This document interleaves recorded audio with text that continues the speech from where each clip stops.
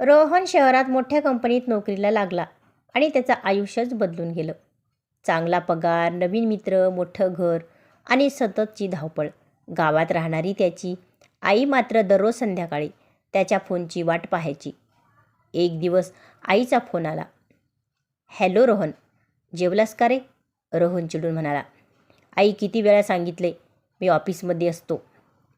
सारखा फोन करू नकोस. आई काही क्षण शांत राहिली.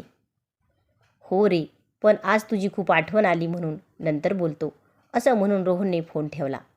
दुसऱ्या दिवशी पुन्हा आईचा फोन. रोहनने फोन उचललाच नाही. तिसऱ्या दिवशीही नाही. चौथ्या दिवशी त्याच्या मोबाईलवर आईचा मेसेज आला. रोहन, काळजी करू नकोस. आता मी तुला वारंवार फोन करणार नाही. रोहनने तो मेसेज वाचला आणि कामात व्यस्त झाला. काही दिवसांनी कंपनीत रोहनला अचानक एक कुरिअर मिळालं. आत एक छोटंसं पाकिट आणि त्याच्या आईच्या हस्ताक्षरात एक पत्र होतं. त्याने पत्र उघडलं. रोहन, तू लहान होतास तेव्हा रात्री तुला ताप आला की मी तुझ्या कपाळावर रात्रभर हात ठेवून बसायचे. तुला शाळेत जायला उशीर झाला की तुझ्या मागे धावत डबा द्यायचे. तू मोठा होऊन माझ्यापासून दूर जाशील हे मला माहीत होतं.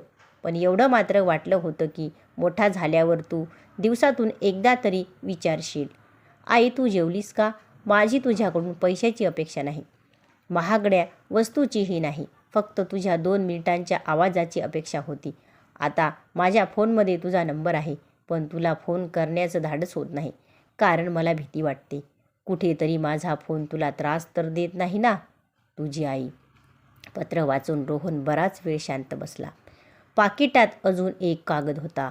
त्यावर गावच्या डॉक्टरांची चिठ्ठी होती. आईने काही दिवसापासून स्वतःच्या औषधांचा खर्च कमी करण्यासाठी अनेक गोष्टी सोडल्या होत्या.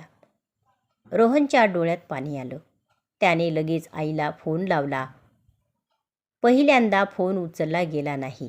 दुसऱ्यांदा नाही, तिसऱ्यांदा आईने फोन उचलला.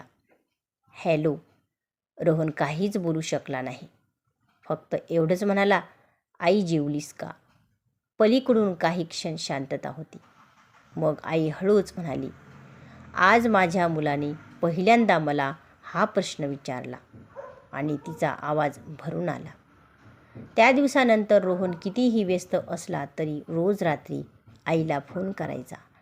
कारण त्याला एक गोष्ट समजली होती, आईला आपल्या मुलांकडून मोठं काही नको असतं.